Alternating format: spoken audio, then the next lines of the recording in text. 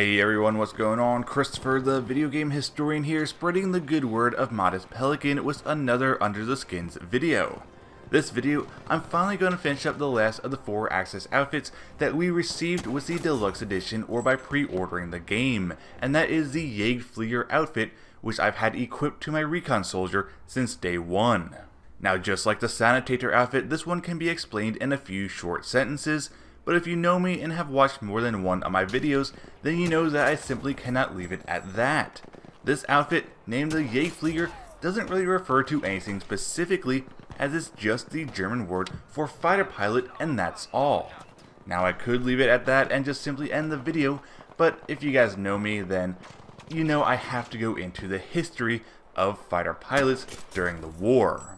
Fighter pilots were basically just anyone who flew aircrafts and engaged in aerial combat with enemy aircrafts during the war.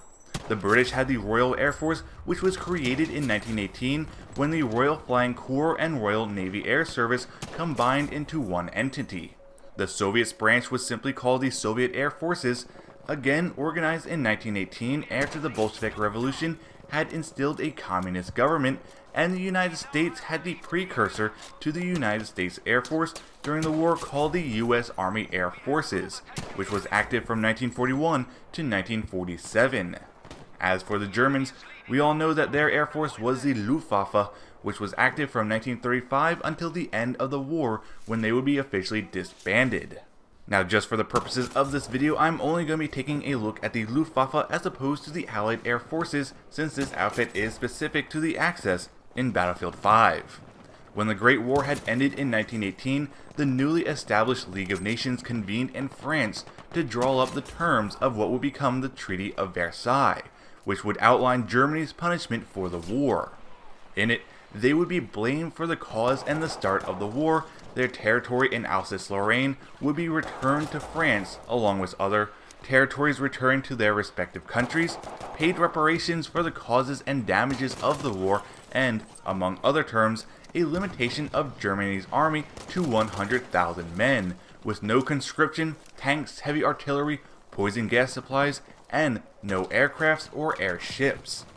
Due to the specific term, Germany was not allowed to have or build any new military airships, and their current air force would have to be disbanded.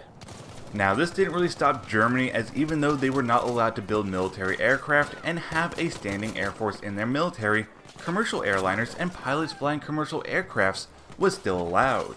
As such, in 1926, the commercial airliner Lufthansa would be established, thus allowing an opportunity for new pilots to be trained to fly and current pilots from World War I to continue to do so.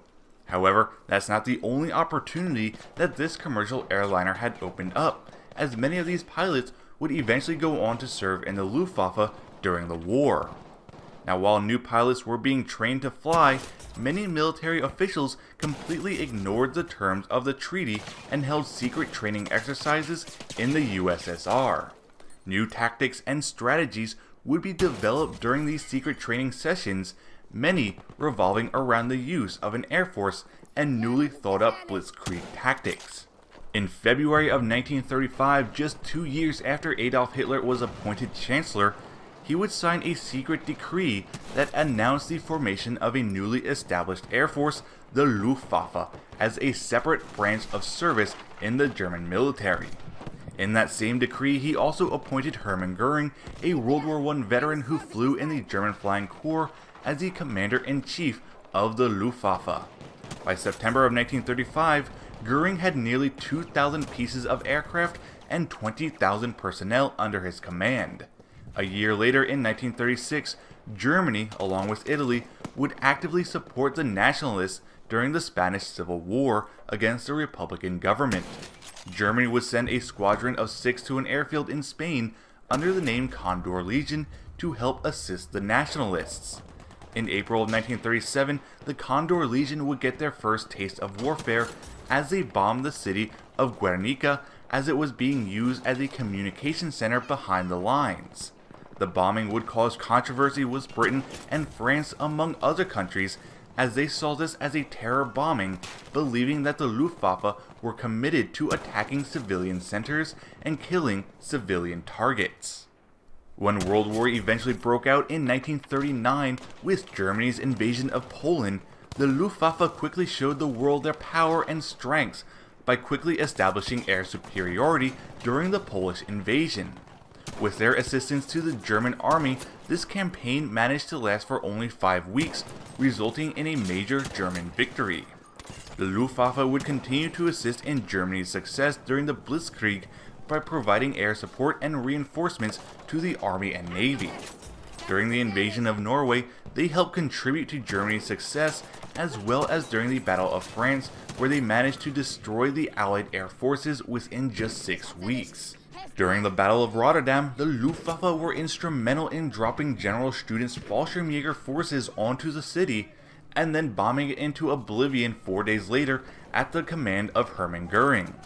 Once Europe had fallen to the Germans, Hitler turned his focus onto Britain, believing that the Luftwaffe would easily be able to destroy the Royal Air Force in order to prepare for a British invasion in what would become the Battle of Britain. During this battle, the British would be outnumbered compared to the superior size of the German Air Force. However, despite this disadvantage, the British still managed to be no easy task. Their Spitfire Mark Is were much more maneuverable than the German Messerschmitts and Junkers aircrafts, and because of that, their reliance on radar technology to see where the Germans were at, and good old-fashioned luck, the British were able to outmaneuver and defeat the Germans by early 1941. For every Spitfire that the Germans took out, the British managed to take out 2 of their own aircrafts. This would be the first time that the Luftwaffe would see defeat in the war, which would not have been too terrible, except that shortly after the battle, Hitler would send the Luftwaffe over to the Eastern Front to attack the USSR. Now, while the Luftwaffe would see conflict all over Europe in various battles throughout the war, the beginning of the end for them started during the Russian campaign. While they enjoyed some initial success in fighting the Soviets in 1941, they would quickly begin to deplete their resources while trying to overcome them. The Soviets throughout the campaign just proved to be too difficult of an obstacle for the Germans to overcome, both on land and in the air. By 1944, the Luftwaffe was just a skeleton of its former self. They had lost their air superiority and their air supremacy that they had gained early on in the war due to the vast number of British and American aircraft beginning to take over the skies. By D-Day itself, the Luftwaffe had lost all control of the skies, with the Allies taking over. After the war had ended, the Luftwaffe would be disbanded officially in 1946. Throughout their service in the war, they would claim nearly 70,000 aerial victories in the skies over Europe against the Allies. Their highest scoring fighter pilot of the war was Erich Hartmann, who had 352 confirmed kills under his belt, much more than the famed Red Baron of World War I. While they were victorious in the skies, they also saw heavy losses.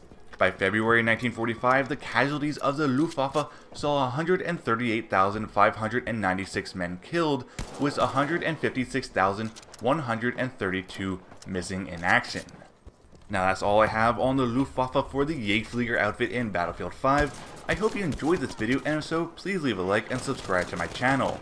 I recently just hit 500 of you amazing souls following me, and I'd love to see another 500, so don't forget to spread the good word of Modest Pelican by sharing this video with your neighbors and enemies, and don't forget to follow me on social media with Twitter and Facebook.